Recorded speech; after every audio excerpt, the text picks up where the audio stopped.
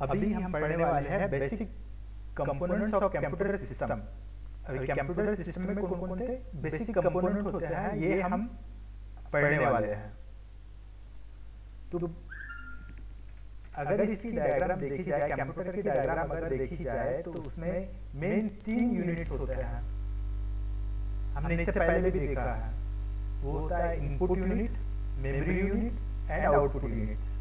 ठीक है, 3 पार्ट में यूनिट्स डिवाइड होते हैं, मतलब कंप्यूटर के पार्ट्स डिवाइड होते हैं। इनपुट यूनिट में हम इनपुट प्रदान करते हैं, ठीक है, जो जाता है कंट्रोल यूनिट को या सीपीयू को। ठीक, डायग्राम में देखिए आपका जो इनपुट यूनिट है वो आपके मेमोरी यूनिट को कंट्रोल है, फिर वहां से कंट्रोल यूनिट को डेटा ट्रांसफर कर रहा है और कंट्रोल यूनिट प्रोसेसिंग करके वो जा रहा है आउटपुट यूनिट की तरफ। ठीक है, अगर आप इस इमेज को या बेसिक कंपोनेंट्स ऑफ कंप्यूटर में किस तरह से वर्क कर रहा है कंप्यूटर ये देखेंगे। सबसे पहले इनपुट डेटा हम इंसर्ट करते हैं, वो जाता है मेमोरी यूनिट की तरफ। मेमोरी यूनिट का काम क्या होता है, जो इंस्ट्रक्शन दिए गया है उसे कंट्रोल यूनिट तक पहुंचाना। ठीक है, तो वो जाता है एएल यूनिट के पास। एएल यूनिट मतलब अरिथमेटिक एंड लॉजिकल यूनिट। ठीक है, अरिथमेटिकल एंड लॉजिकल यूनिट जो है वो अपना काम सौंपती है, मतलब प्रोसेस करती है और कंट्रोल यूनिट को वापस दे देती है। ठीक है, जो आउटपुट मिला है उसे फिर वो फिर से मेमोरी यूनिट में जाता है और फिर देखता है कोई इंस्ट्रक्शन तो नहीं है मेरे पास, मतलब और कोई इंस्ट्रक्शन तो नहीं दी गई। अगर नहीं दी गई तो फिर यह एकदम आउटपुट यूनिट की तरफ चला जाता है। ठीक है, अगर ब्लॉक डायग्राम देखेंगे इसकी तो इसमें आप समझ सकते हैं कि इनपुट डिवाइसेस उसको अटैच हैं। जो सीपीयू है या सेंट्रल प्रोसेसिंग यूनिट है, जो कंट्रोल यूनिट है, उससे इनपुट डिवाइसेस कनेक्टेड है और वहां से आउटपुट डिवाइसेस बाहर जा रहे हैं। बाहर जा रहे हैं मतलब आउटपुट हम ले रहे हैं, इनपुट हम प्रदान कर रहे हैं, वहां पे प्रोसेसिंग हो रही है, प्रोसेसिंग के बाद आउटपुट जनरेट हो रहा है। ठीक है, तो ये बेसिक कंपोनेंट ऑफ कंप्यूटर है या बेसिक कंसेप्ट ऑफ कंप्यूटर भी इसे कह सकते हैं। कंट्रोल सिस्टम क्या है, सबसे पहले हम देखेंगे कंट्रोल सिस्टम जो यहाँ दिया गया है। सेंट्रल प्रोसेसिंग यूनिट जो ये यूनिट है जो कंट्रोल करता है, ये कंट्रोल सिस्टम हम देखेंगे। ठीक है, तो कंट्रोल सिस्टम का सीधा मुख्य ऑपरेशन डेटा पाथ पर नियंत्रण संदेश को भेजना होता है। जैसे CPU, central processing unit, input output मतलब आईओ, ओके, और मेमोरी आदि के बीच इसका प्रवाह। अभी क्या होता है, कंट्रोल यूनिट जो होता है वो अलग अलग कंट्रोल सिस्टम को जनरेट करता है। अलग अलग कंट्रोल सिस्टम मतलब कोई हमने अगर माउस वहां पर अटैच किया है, किसी कंप्यूटर को माउस अटैच किया है तो कंट्रोल सिस्टम वहां के कंट्रोल को एक्टिव कर देता है। वहां के कंट्रोल से हमें पता चलता है, मतलब सीपीयू को ये बात पता चलती है कि यहाँ पर कुछ तो भी मतलब हार्डवेयर लगाया गया है, इनपुट जो इनपुट प्रदान करेगा। और ये कंट्रोल सिस्टम आगे इंस्ट्रक्शन भी फॉलो करता है। इंस्ट्रक्शन फॉलो है, कोई किसी ने कुछ कमांड दी उसे भी यह फॉलो करता है। तो कंट्रोल सिस्टम का इसमें बहुत उपयोग आता है, मतलब हर एक चीज में, हर एक कमांड में कंट्रोल सिस्टम का उपयोग होता है। ये क्या करता है, अगर कंट्रोल सिस्टम ये डेटा पाथ जो रहता है, डेटा पाथ यानी डेटा पथ जिसे हिंदी में कहते हैं, पाथ यानी एक सड़क। ठीक है, तो कोई भी ऑपरेशन अगर हम करते हैं, यहाँ से इंस्ट्रक्शन किसी देते हैं, जैसे ही हमने यहाँ से कोई कीबोर्ड से इंस्ट्रक्शन दिया कि ये फाइल जो है, जो डेस्कटॉप पर पड़ी फाइल जो है, वो फाइल जाके किसी सी ड्राइव या डी ड्राइव में इसको पेश किया जाए। ठीक है, तो कंट्रोल सिस्टम जो है पहले एक्टिव करता है उस पार्ट को, फिर उसके डेटा कौन से पाथ पर से है वो देखता है और फिर वहां से कौन से डेटा पाथ पर उसे रखना है, ये सारा काम कंट्रोल सिस्टम देखता है। ठीक है, आप समझ रहे हैं? जो इनपुट हम देते हैं, कोई इंस्ट्रक्शन देते हैं, हम देते हैं पॉइंटिंग डिवाइस से या माउस से, मुझे अगर यहाँ से कॉपी करनी है फाइल को दूसरी जगह, तो मैं जैसे ही यहाँ से क्लिक करता हूँ, मतलब माउस का बटन प्रेस करता हूँ, वैसे ही वहाँ कुछ एक्टिविटीज होती है, ये सारे काम जो है ये कंट्रोल सिस्टम करता है। ठीक है। उसके बाद अभी कंट्रोल यूनिट्स में आप देखेंगे कि अलग अलग पार्ट होते हैं। पहला होता है कंट्रोल सिग्नल। अभी कंट्रोल सिग्नल ये क्या करता है, ये बस ऑर्गेनाइजेशन सिस्टम, मतलब जो बिट्स के रूप में, मतलब एक डेटा का प्रवाह होता है, जो 16 बिट हम प्रवाह कहते हैं या 64 बिट जो प्रवाह कहते हैं, डेटा के बीच जो बहता है, मतलब एक क्रॉस लाइन होती है। क्रॉस लाइन मतलब जो पैरेलल डिवाइसेस और मदरबोर्ड के अंदर पैरेलल लाइंस होते हैं। आपने देखा होगा कोई सर्किट में लाइंस होते हैं, एक दूसरे से कनेक्ट होते हैं। हेलो, आपकी आवाज आ रही है सर। हाँ, जो पैरेलल लाइट होते हैं, मतलब लाइंस होती है जो सर्किट के अंदर होती है, उसे कहते हैं बस। मतलब इस डेटा को इस पाथ से, मतलब सोर्स से उस डेस्टिनेशन तक, मतलब स्रोत से डेस्टिनेशन तक पहुंचाने का काम ये बस करती है। मतलब कोई भी इंस्ट्रक्शन अगर वहाँ फॉलो करना है तो वहाँ पे एक कंट्रोल सिग्नल होता है कि उस कंट्रोल सिग्नल के जरिए हम अपने डेटा को, अपने सिग्नल को यहाँ से वहाँ तक भेज पाते हैं।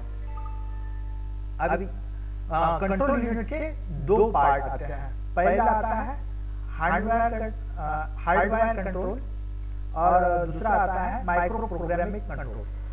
ठीक है। तो हार्डवायर कंट्रोल जो होता है ये लॉजिक गेट्स पर निर्भर करता है। लॉजिक गेट्स आपको मैं इसके बारे में थोड़ी जानकारी देता हूँ। लॉजिक गेट जो होते हैं वो है एंड और नॉट, ये तीन लॉजिक गेट हैं जो हमारे माइक्रो चिप में होते हैं, मतलब आईसी में होते हैं, इस्तेमाल किए जाते हैं, जिस कारण हम मेमोरी बना सकते हैं, जिसमें हम डेटा स्टोर कर सकते हैं। जैसे हम आपके पास 2 GB मेमोरी आपने देखी होगी मोबाइल के अंदर, ठीक, उसमें जो सर्किट बनी हुई होती है वो लॉजिक गेट ही उसमें इस्तेमाल किया होता है। जो स्मॉल चिप आपने देखी, एकदम स्मॉल चिप जो सबसे पहले चाइना के मोबाइल में लगती थी, जो 2 GB 3 GB हम लगाते थे एक्सटर्नल डिवाइस को, उसके पीछे आपने कोई सर्किट होता था, उसमें आपने देखा होगा कि उसमें गेट्स बने होते, उस सर्किट के अंदर गेट्स रहते थे छोटे छोटे। ठीक है। और एंड, नॉट और गेट, ये तीनों मिलकर बनाते हैं, एक बनाता है नैंड गेट और एक बनाता है एक्सऑर गेट। तो नैंड गेट और एक्सऑर गेट, ये दोनों गेट यूनिवर्सल गेट कहा जाता है इन्हें। इनसे हम कुछ भी बना सकते हैं नैंड गेट और एक्सऑर गेट से। जैसे नैंड गेट अगर हमारे पास है तो नैंड गेट को मिलाकर हम एंड गेट बना सकते हैं। अभी एंड गेट, नॉट गेट और नॉट गेट, इनका अलग अलग ऑपरेशन है। मतलब ये लॉजिकली ऑपरेशन करने के लिए ज्यादातर गेट्स का इस्तेमाल करते हैं। मतलब 0 1 1 0, इसका अगर आउटपुट लेना चाहेंगे, मतलब इसका कैलकुलेशन करना चाहेंगे, इसीलिए भी इसका इस्तेमाल होता है गेट्स का। ठीक है। ये फास्ट ऑपरेशन करता है। ठीक है। और इसमें राइटिंग में चेंज कर सकते हैं, मतलब इनपुट के हिसाब से इसमें चेंज कर सकते हैं। ठीक है।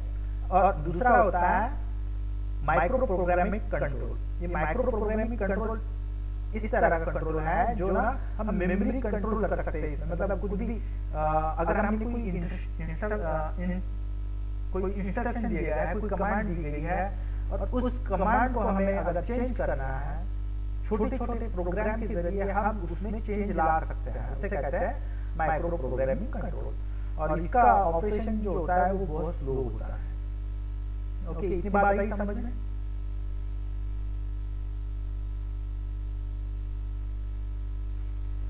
उसके बाद देखते हैं ALU। ये बेसिक कंपोनेंट है जो आपके कंप्यूटर सिस्टम में रहते हैं और जिससे कंप्यूटर काम करता है, ये हम समझने की यहाँ कोशिश कर रहे हैं। ठीक है।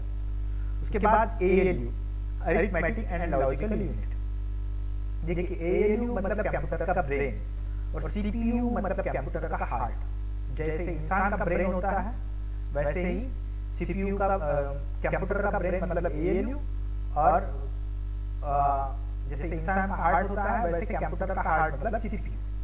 ठीक है, तो ALU इसे कंप्यूटर का ब्रेन भी कहा जाता है क्योंकि इसी से सारे ऑपरेशन होते हैं। अरिथमेटिक ऑपरेशन इसी से होता है, लॉजिकल ऑपरेशन इसी से होता है। अभी रोबोटिक्स में अगर हम देखेंगे तो डिसीजन मेकिंग का सिस्टम भी इसी से हो रहा है। अभी क्वांटम जो मैकेनिज्म आया है, अगर भविष्य में चाहे तो क्वांटम चिप बने या क्वांटम माइक्रो प्रोसेसर बन जाए। ठीक है, सबसे पहला जो ALU है वो है इंटेल 74181। इसे 1970 में विकसित किया गया था।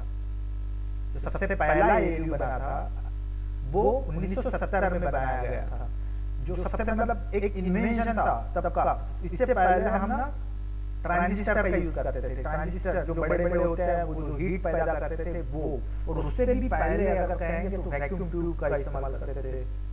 ठीक है, जो लागत में बड़े भारी भी होते थे और ज्यादा खर्चीले भी होते थे। देखिए ALU को तो आपको पता ही है, ये अरिथमेटिक एंड लॉजिकल यूनिट, ये दो पार्ट इसके बन ही जाते हैं। अभी अरिथमेटिक मतलब गणित, मतलब जिससे हम गणित सॉल्व कर सके, जिससे हम गणित की समस्याओं को सुलझा सके, उसे कहते हैं गणित, मतलब गणितीय अरिथमेटिक। और लॉजिकल यानी तार्किक ऑपरेशन। तार्किक ऑपरेशन मतलब अगर ट्रू है तो यहाँ पर जाओ, फॉल्स है तो यहाँ पर जाओ, मतलब ये कहते हैं कंडीशन लगाना। मतलब किसी प्रोग्राम में अगर हम कहेंगे कि ये कंडीशन अगर सही है तो आगे बढ़ना है, अगर गलत है तो पीछे वापस जाना है। ठीक है, ये हुआ लॉजिकल ऑपरेशन। अगर गणितीय देखा जाए तो वो है जोड़ना, घटाना, भाग देना। ठीक है, और लॉजिकल देखा जाए तो वो है बुलियन। बुलियन मतलब ट्रू और फॉल्स, जिसे कहते हैं। अगर हम प्रोग्राम के जरिए अगर देखा जाए, मतलब प्रैक्टिकली अगर देखते हैं इसे, तो जोड़ने का साइन है प्लस, घटाने का साइन है माइनस, और गुना का साइन है क्रॉस। ओके, भाग देना मतलब एक डंडी रहती है। ठीक है, थोड़ी सी रहती है। और increment and decrement. Increment and decrement मतलब किसी चीज को 1 से 10 तक अगर पहुंचाना है तो हम उसे क्या कहेंगे, 1 + 1। ठीक है, 1 + 1। ठीक है, 1 + 1 मतलब 1 से आगे बढ़ रहा है, ये हो गया इंक्रीमेंट। अगर मैं ऐसा लिखता हूं कि 1 + 10 तो हो गया 1 + 10 यानी 1 + 10 यानी 11। तो 1 से बढ़ रहा है, इसे कहते हैं इंक्रीमेंट। और डिक्रीमेंट क्या कहते हैं, 1 - 1 यानी 0, 2 - 1 यानी 1, इसे कहते हैं डिक्रीमेंट। अभी इंक्रीमेंट और डिक्रीमेंट ये गणितीय में या प्रोग्रामिंग में क्यों जरूरी है, ये बात समझना बहुत जरूरी है। क्योंकि प्रोग्रामिंग करते समय अगर आप देखेंगे, बेसिक कंसेप्ट है ये कि हमें ज्यादातर गणित का लूप में चलाना होता है। मतलब एक ही क्रिया को बार बार करना बहुत मुश्किल होता है। ठीक है, अगर हम कहेंगे कि मुझे 1 से 100 तक, अगर मुझे इसका जोड़ चाहिए 1 से 100, मतलब 1 से लेकर 100 तक जितनी भी गणित के 1, 2, 3, 4 इसको जोड़ना है 100 तक। अगर हम कंप्यूटर में प्रोग्राम करते हैं, मतलब हाथ से करते हैं, तो हम लिखेंगे 1 + 2 + 3 + अप टू 100। ठीक है, तो ये हो गया। इसके लिए हम कुछ फार्मूला निकालेंगे। फार्मूला निकालने के बाद उसको मतलब एक ट्रिक तरीके से हम कर सकते हैं, फिर भी समय लगता है। पर कंप्यूटर में प्रोग्राम के जरिए अगर करेंगे, हम कहेंगे कि भैया सबसे पहले तो 1 से 10 तक, वो 1 से 100 तक काउंट करें, 1 से 100 तक काउंट करें, मतलब 1 + 99, मतलब 1 से 99 तक इंक्रीमेंट करते जाए। ठीक है, तो और उसमें प्लस का साइन हम जोड़ देंगे उसके अंदर। ठीक है, तो क्या होगा, 1 + 2 + और ऑटोमेटिक उसका आंसर मिल जाएगा। ये होगा डिक्रीमेंट। उसी तरह इंक्रीमेंट, उसी तरह डिक्रीमेंट अगर करना हो, मतलब घटाना हो किसी में 100 से तो 1 तक उल्टा चले, मतलब घटाते हुए चले, उसका माइनस करते हुए चले, तो कितना बचेगा। अगर ऐसा बोल दिया जाए तो फिर इसमें डिक्रीमेंट हम कर सकते हैं, ठीक है। आप समझ रहे हैं इस बात को?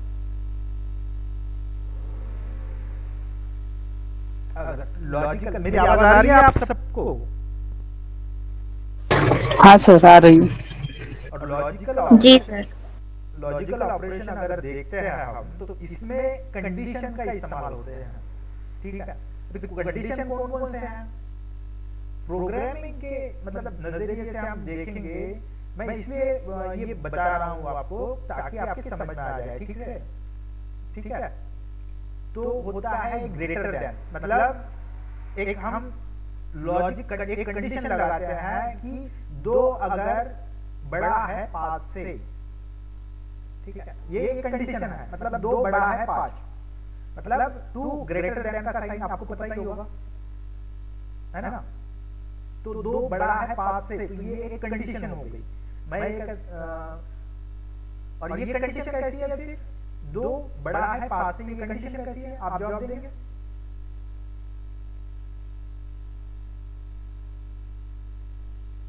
दो यह बड़ा है 5 से,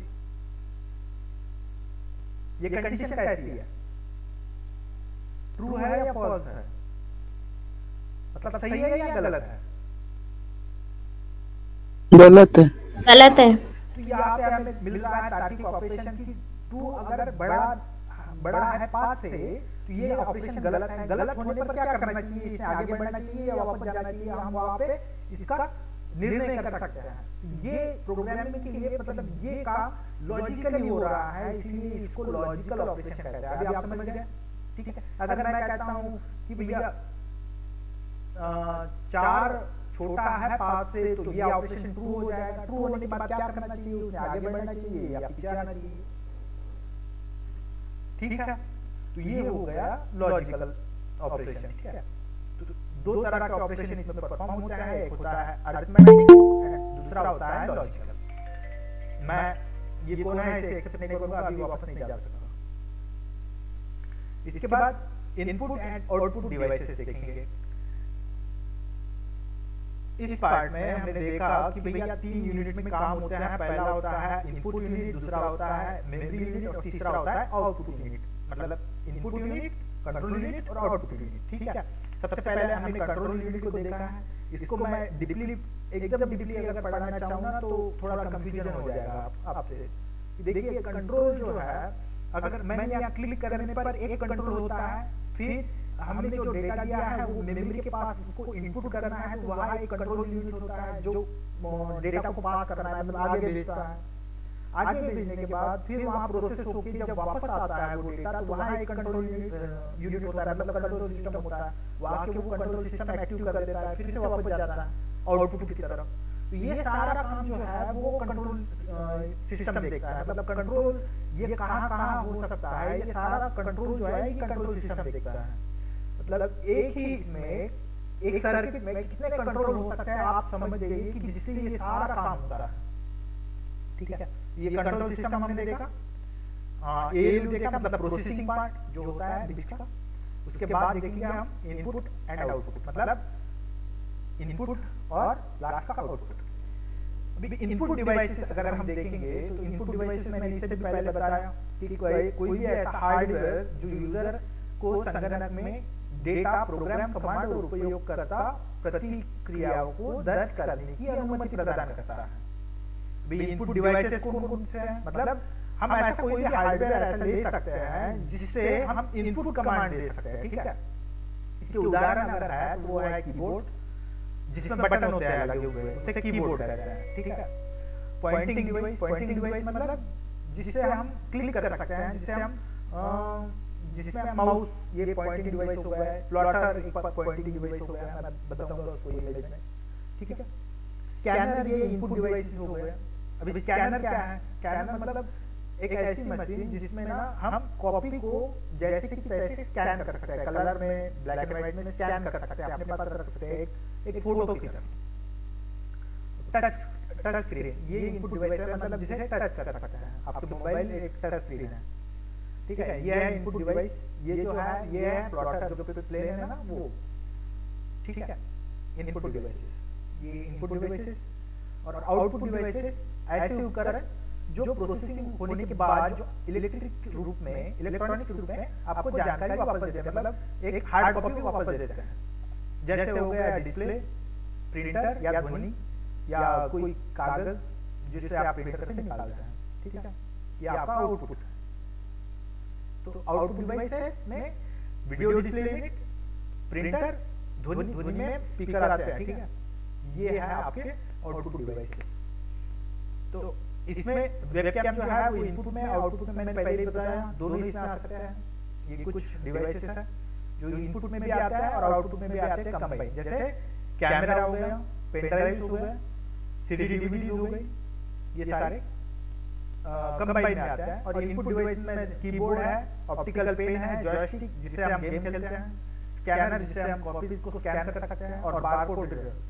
बारकोड रीडर जो ज्यादातर आपने देखा होगा किसी मॉल में, जब आप शॉपिंग करने जाते हैं वहाँ बारकोड होता है, वो किसी आपने जो परचेस किया है उस पर एक कोड लिखा होता है, जो कुछ काली काली रेख होती है, जो कुछ चौड़ी और छोटी, उसमें इंफॉर्मेशन छुपी होती है। बारकोड रीडर उसमें लगाते ही उसकी इंफॉर्मेशन आ जाती है कंप्यूटर में, जो बारकोड को रीड करता है, और वहां से आपको उसकी प्राइस, उसकी टैक्स और बाकी सारी जानकारी उस बारकोड में रहती है। जो कंपनी ने उस पर बारकोड लगाया होता है उसकी सारी जानकारी, कंपनी का नाम कौन सा है, कंपनी का पता कौन सा है, वो सारी इंफॉर्मेशन उसमें होती है। तो ये बारकोड रीडर उस कोड को रीड करने का काम करता है, ठीक है। और आउटपुट डिवाइस में देखेंगे तो हेडफोन्स है, हेडसेट है, लेजर प्रिंटर, स्क्रीन मतलब डिस्प्ले, प्लॉटर, ये प्लॉटर ये एक तरह से प्रिंटिंग मशीन के तरह आउटपुट डिवाइस का काम करते हैं। इंजेक्ट प्रिंटर, अब प्रिंटर में आता है इंजेक्ट प्रिंटर का पार्ट, ठीक है। अब अगर आगे सिलेबस में होगा तो मैं प्रिंटर के पूरे मतलब टाइप पढ़ा दूंगा आपको, ठीक है। स्पीकर और कंबाइन मतलब इनपुट और आउटपुट दोनों कंबाइन डिवाइसेस होते हैं। Webcam, fax, modem, CD DVD, touch screen आदि, ठीक है। पेन ड्राइव भी आता है इनपुट और आउटपुट डिवाइस में। अभी इसके फंक्शन अगर देखेंगे, फंक्शन एंड कैरेक्टरिस्टिक्स मतलब जो इनपुट और आउटपुट के फंक्शन और कैरेक्टरिस्टिक्स अगर हम देखेंगे तो ये सबसे पहले हमें पता चलना चाहिए कि पेरिफेरल क्या है। हम कहते हैं जो पेरिफेरल डिवाइस है वही इनपुट और आउटपुट को लगते हैं, पेरिफेरल डिवाइस। तो ये भी एक नाम है पेरिफेरल, ठीक है, डिवाइसेस। अगर पूछा जाए आपको एग्जाम में कि पेरिफेरल डिवाइस कौन कौन से हैं, ठीक है, तो आप बता सकते हैं जो इनपुट और आउटपुट में लगता है वही पेरिफेरल डिवाइस होता है। अब पेरिफेरल डिवाइस एक उपकरण है जिसका उपयोग संगणक से जानकारी निकालने या प्राप्त करने के लिए किया जाता है। जैसे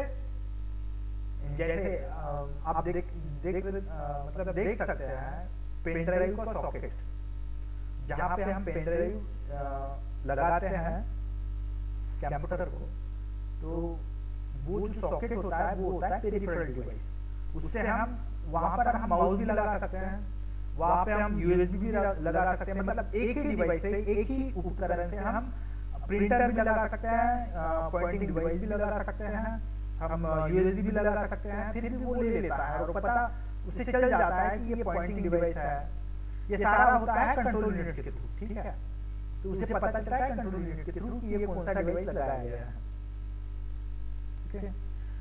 उसके बाद ये रीड का भी काम करता है, पेरिफेरल डिवाइस रीड का भी काम करता है और राइट का भी काम कर सकता है। मतलब डेटा को रीड भी करता है और राइट भी करता है। राइट मतलब लिखना और रीड मतलब पढ़ना, ठीक है। उदाहरण के लिए pen drive, typing and pointing device, ठीक है। ये एक फंक्शन हुआ इसका और कैरेक्टरिस्टिक भी यही है। उसके बाद हम देखेंगे मेमोरी, ठीक है, मेमोरी यूनिट्स। तो मेमोरी यह दो प्रकार की है, आपको पता ही होगा, एक इंटरनल मेमोरी, एक एक्सटर्नल मेमोरी, जिसे हम कहते हैं प्राथमिक मेमोरी और द्वितीय मेमोरी, जो कंप्यूटर में लगाई जाती है। हिंदी में कहते हैं प्राथमिक मेमोरी कौन सी है और द्वितीय मेमोरी कौन सी है। देखिए प्राथमिक मेमोरी जो है, जो इंटरनल मेमोरी जिसे कहता है, वो है रैम एंड रोम। रोम का लॉन्ग फॉर्म होता है रीड ओनली मेमोरी, और रैम का लॉन्ग फॉर्म होता है रैंडम एक्सेस मेमोरी। ध्यान में रखिएगा, रोम के 3 पार्ट होते हैं। पी रोम मतलब प्रोग्रामेबल रोम, ईपी रोम का मतलब होता है इरेजेबल प्रोग्रामेबल रोम का read only memory. Okay,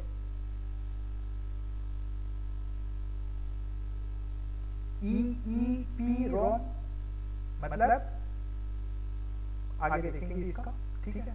RAM के 2 टाइप होते हैं, एक होता है एस रैम, दूसरा होता है डी रैम। एस रैम का लॉन्ग फॉर्म है स्टैटिस्टिकल रैंडम एक्सेस मेमोरी, और डी रैम का मतलब होता है dynamic random access memory. Okay, आप इसे लिख सकते हैं फुल फॉर्म को, वैसे पीपीटी में है आगे। ये हो गया इंटरनल, और एक्सटर्नल मेमोरी जो होता है वो होता है हार्ड डिस्क ड्राइव, जिसे आवाज नहीं आ रही सर। हेलो, आ रही है सर, आवाज आ रही है सर आपकी क्लियर। तो एक्सटर्नल जो मेमोरी होती है वो होती है hard disk drive, SDD, CD और यूएसबी। इससे पहले मैंने एक्सटर्नल मेमोरी आपको बताई थी, ठीक है। यहाँ हम डिटेल में पढ़ेंगे, आज तो हम सिर्फ इंटरनल मेमोरी के बारे में पढ़ेंगे, ठीक है। तो पहले देखते हैं रोम जिसका लॉन्ग फॉर्म है रीड ओनली मेमोरी। वह मेमोरी जिसे हम केवल पढ़ सकते हैं, लेकिन उस पर कुछ लिख नहीं सकते। इसे नॉन वैलेटाइल कहा जाता है, ठीक है। ये आप पढ़ लीजिएगा जो भी है, मैं अभी समझाता हूँ आपको, ठीक है। तो रीड ओनली मेमोरी जो होती है वो बूटिंग के लिए होती है एक्चुअली। इसे मतलब उस ऑपरेटिंग सिस्टम को, मतलब किसी ऑपरेटिंग सिस्टम को उस हार्डवेयर के हिसाब से अगर चलाना है तो वहाँ रैम मेमोरी होती है, ठीक है, रोम मेमोरी, रीड ओनली मेमोरी। उसमें जो प्रोग्राम एग्जीक्यूट होता है, मतलब ऑपरेटिंग। एक बार रिपीट कीजिए ना सर, आवाज नहीं आ रही थी आपकी। कौन सा रिपीट करूं? यही आप जो मेमोरी पढ़ा रहे हैं, लास्ट जो आपने पढ़ा है। अच्छा, ये देखिए type of memory. Okay, computer में 2 टाइप की मेमोरी है। एक है इंटरनल मेमोरी, जिसे हम प्राथमिक मेमोरी कहते हैं या प्राथमिक स्मृति। ओके, एक दूसरा है एक्सटर्नल मेमोरी, जिसे हम द्वितीय मेमोरी कहते हैं, ठीक है। प्राथमिक मेमोरी में 2 टाइप आते हैं, वो है रोम एंड रैम। रोम का फुल फॉर्म है रीड ओनली मेमोरी, और रैम का फुल फॉर्म है random access memory. Okay, ROM memory में, रोम मतलब रीड ओनली मेमोरी में 3 टाइप आते हैं, जिसे कहते हैं पी रोम, जिस programmable read only memory. Okay, EP ROM मतलब erasable programmable read only memory, और ईई राम को आगे देखेंगे, ईपी राम, ठीक है। Electrically erasable programmable read only memory, इसका लॉन्ग फॉर्म इतना बड़ा है, ठीक है, आप लिख सकते हैं। और रैम के 2 पार्ट है, वो है एक है एस रैम, जिसे कहते हैं स्टैटिक रैंडम एक्सेस मेमोरी, और दूसरा है डी रैम, जिसे कहते हैं डायनामिक रैंडम एक्सेस मेमोरी, ठीक। अभी हम अगर देखेंगे तो एस रैम यह फास्टर होता है, मतलब बहुत फास्ट काम करता है डी रैम के मुकाबले, डायनेमिक रैम के मुकाबले। और एस रैम यह कैचे में इस्तेमाल होता है। कैचे में पता है आपको, कैचे एक ऐसी मेमोरी लगी होती है जो प्रोग्राम एक्सेस करने का काम करती है फास्टली, ठीक है। मतलब किसी प्रोग्राम को आप खोल रहे हैं तो उस प्रोग्राम को एक्सेस करने का काम कैचे का होता है, ठीक है। और डी रैम जो होता है ये डायनेमिक रैम जो होते हैं, जो आपके रैम जो आप सीपीयू में देख पाते हैं, उसे कहते हैं कैचे क्या होता है सर?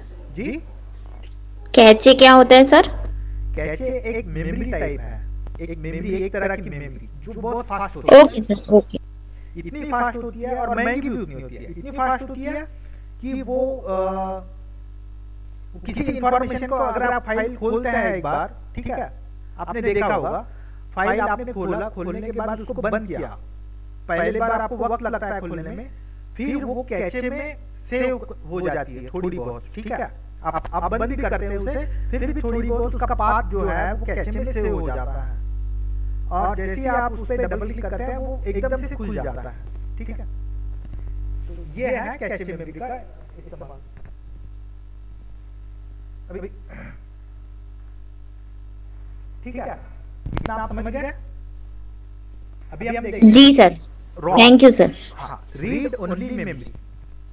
तो रीड ओनली मेमोरी यह केवल पढ़ सकती है, उस पर कुछ लिखा नहीं जा सकता, मतलब उसे हम सिर्फ पढ़ सकते हैं, हम मतलब सिस्टम पढ़ सकता है, ठीक है। इस मेमोरी को नॉन वोलेटाइल मेमोरी भी कहा जाता है।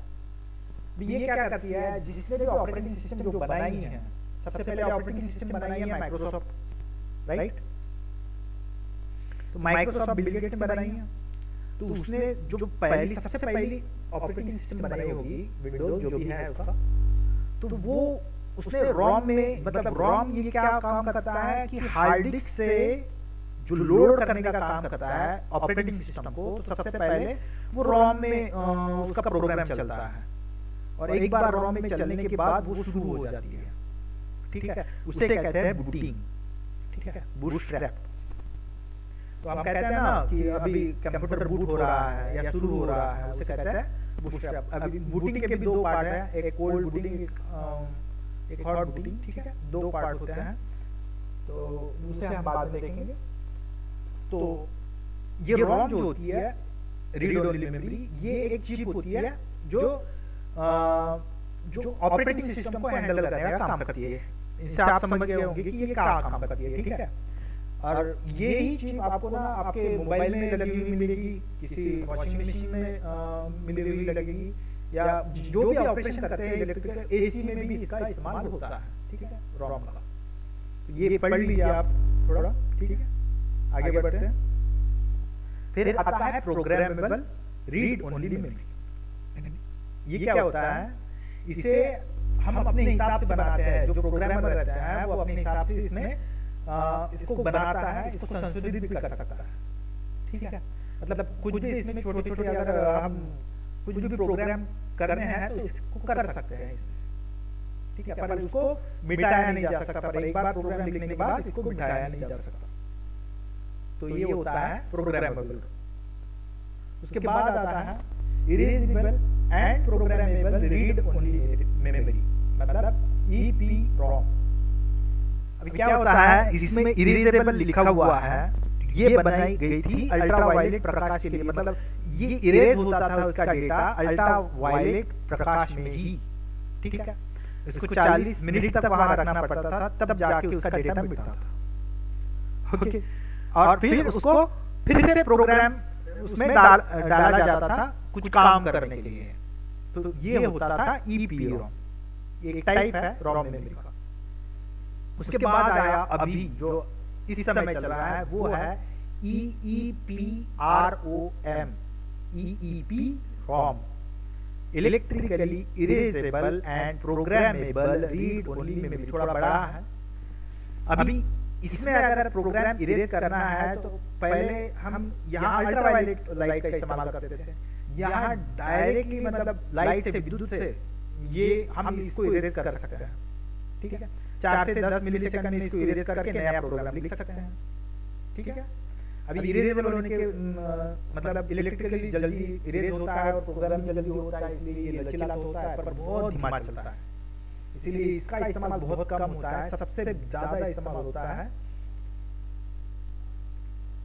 इसका रॉम का, जो सादी रॉम होती है उसी का, मोबाइल में जिसमें हम ऑपरेटिंग सिस्टम ज्यादा बदलते नहीं है, ठीक है। तो एडवांटेज है उसके कुछ, तो नॉन वोलेटाइल है, मतलब एक बार लिखने के बाद मिटा नहीं सकते, ठीक है। वहां पे दूसरा पॉइंट भी लिखा है, can not be change, can not be accidentally change, मतलब कभी भी इसको चेंज नहीं कर सकते, ठीक है। रैम से ये बहुत सस्ता होता है, रैंडम एक्सेस मेमोरी से ये जो है रीड ओनली मेमोरी ये सस्ती होती है, और इसको टेस्ट करना बहुत इजी होता है। और नीचे मतलब इसका मेन पॉइंट है कि इसको ना रिफ्रेशिंग की जरूरत नहीं पड़ती है रॉम को। रिफ्रेशिंग मतलब हम कहते हैं ना, किसी कभी लैपटॉप चलाते हैं तब कहते हैं रिफ्रेश करो इससे फास्ट चलेगा, है ना, पर रॉम को रिफ्रेशिंग की जरूरत नहीं पड़ती। तो आगे बढ़ते हैं, कुछ एडवांटेज है। उसके बाद देखते हैं random access memory. Random access memory क्या है? यह डेटा, प्रोग्राम और प्रोग्राम रिजल्ट को स्टोर करने के लिए सीपीयू की आंतरिक मेमोरी है। इसे हम प्राथमिक मेमोरी भी कहते हैं, ठीक है। यह रीड राइट मतलब लिखना और पढ़ना दोनों काम कर सकती है, और थोड़ी देर के लिए स्टोर भी कर सकती है।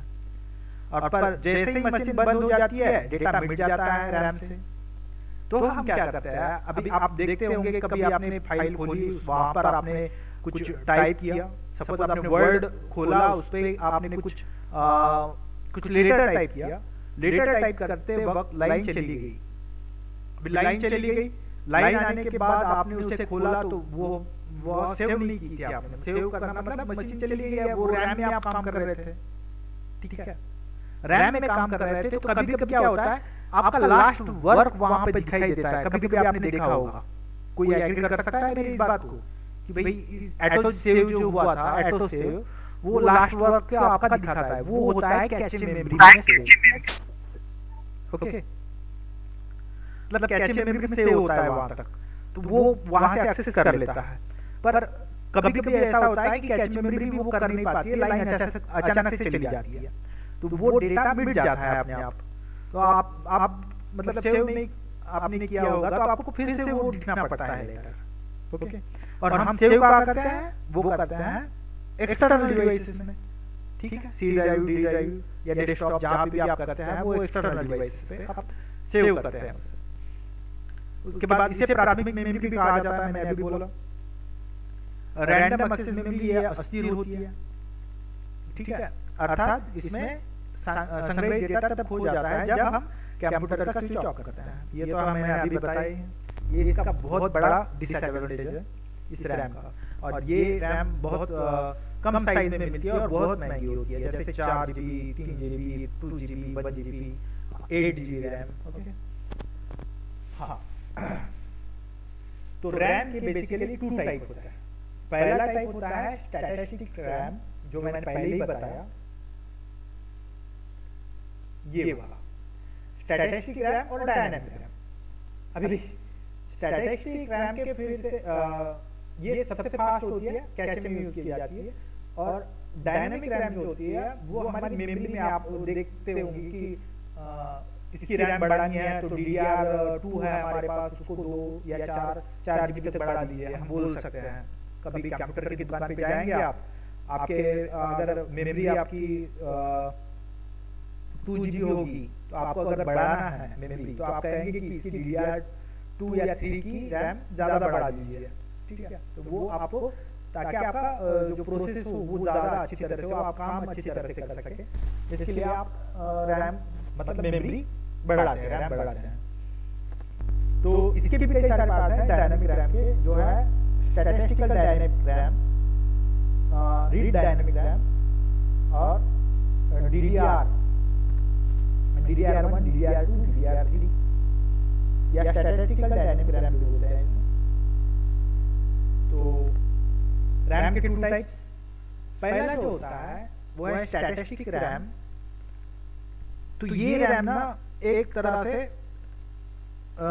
ऐसा समझिए कि ये बहुत फास्ट होता है। इसके इंटरनल चिप में रजिस्टर लगे होते हैं, छोटे छोटे रजिस्टर लगे होते हैं जो बहुत फास्ट चलती है। इसका इस्तेमाल हम कैचे मेमोरी की तरह यूज करते हैं, मैंने पहले ही बताया। इसका ये स्टोरेज स्पेस जो है ये DRAM की तुलना में इसका चिप्स का अधिक होता है। DRAM मतलब डायनामिक रैम के, अगर स्टैटिस्टिक रैम जो है वो फास्टर होती है डायनामिक रैम से, तो इसमें जो कंपोनेंट्स है वो काफी अच्छी तरह से लगाए जाते हैं बल्कि डायनामिक रैम के, ठीक है। इसमें अधिकतर रजिस्टर आईसीज इस्तेमाल की जाती है, ठीक है। और इस प्रकार एस रैम मतलब स्टैटिस्टिक रैम का उपयोग कैश मेमोरी के रूप में भी किया जाता है, जो बहुत तेजी से इसका काम करता है।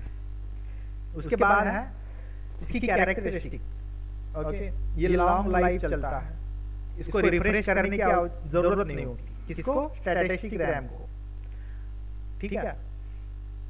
ये फास्टर होता है, आपके मोबाइल में जो लगा होता है वो होता है स्टैटिस्टिक रैम, और कंप्यूटर में जो लगता है वो है डीडीआर डायनामिक रैम, ठीक है। ये फास्टर होता है, कैश मेमोरी में इसका इस्तेमाल ज्यादा होता है, मतलब कैश मेमोरी के लिए ही इसका इस्तेमाल ज्यादा होता है। साइज थोड़ी ज्यादा रहती है, महंगा बहुत रहता है, और आपका पावर ज्यादा खाता है ये रैम, ठीक है, मतलब ज्यादा पावर लगती है इस रैम को। उसके बाद डायनामिक रैम की हम बात करें तो डायनामिक रैम एक रिफ्रेश करने वाला सर्किट है, जो अगर रिफ्रेश ना किया जाए तो उसकी स्पीड जो है वो बहुत कम हो जाती है, आपने देखा होगा। पर अभी जो ऑपरेटिंग सिस्टम आ रहे हैं उसे रिफ्रेश करने की जरूरत नहीं है होती है, ठीक है। जैसे लिनक्स में और लिनक्स जो ऑपरेटिंग सिस्टम है उसमें इसे रिफ्रेश करने की आवश्यकता बहुत कम पड़ती है, ठीक है। और डी रैम का उपयोग अधिकांश सिस्टम मेमोरी के लिए किया जाता है, जो मैंने अभी बताया कि कंप्यूटर के लिए ज्यादातर डायनामिक रैम का इस्तेमाल होता है, जो सबसे सस्ता है और छोटा भी रहता है, और इस मेमोरी में कैपेसिटर और ट्रांजिस्टर के जरिए ये बना होता है और बहुत फास्ट भी होता है हार्ड डिस्क के मुकाबले, ठीक है। तो ये दो पार्ट में मैंने बताया और इसको समझाया भी। अगर पूछा जाए तो इंटरनल मेमोरी के कितने पार्ट है, तो आप कहेंगे दो पार्ट। पहला पार्ट है रीड ओनली मेमोरी, मतलब पहला टाइप है रीड ओनली मेमोरी और दूसरा टाइप है रैंडम एक्सेस मेमोरी, ठीक है। और रोम के अगर पार्ट पूछे गए मतलब टाइप पूछे गए रीड ओनली मेमोरी के टाइप कौन कौन से है, तो उसके तीन टाइप है। पहला है प्रोग्रामेबल रीड ओनली मेमोरी, दूसरा है erasable programmable read only memory, और तीसरा पार्ट है electrically erasable programmable read only memory, okay. और रैम के पार्ट, रैम के है एक स्टैटिस्टिकल रैम जो फास्ट होता है, कैश मेमोरी में यूज होता है, ठीक है। और दूसरा पार्ट होता है डायनामिक। ये एक्सटर्नल मेमोरी हम बाद में देखेंगे नेक्स्ट लेक्चर में, ठीक है। कोई क्वेश्चन हो तो पूछिए।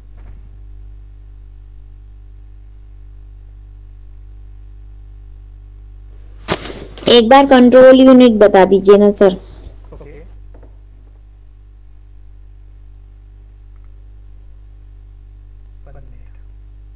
आपकी एक बार प्रेजेंट ले लूं।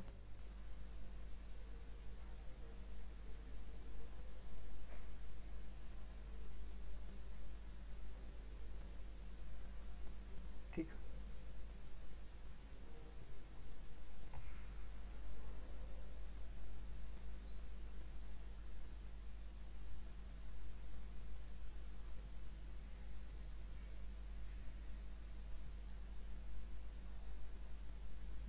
बाद में से ओके।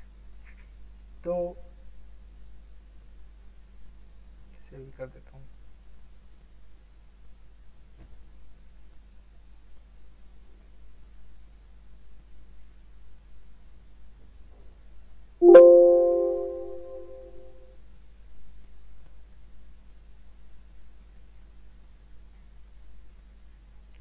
ओके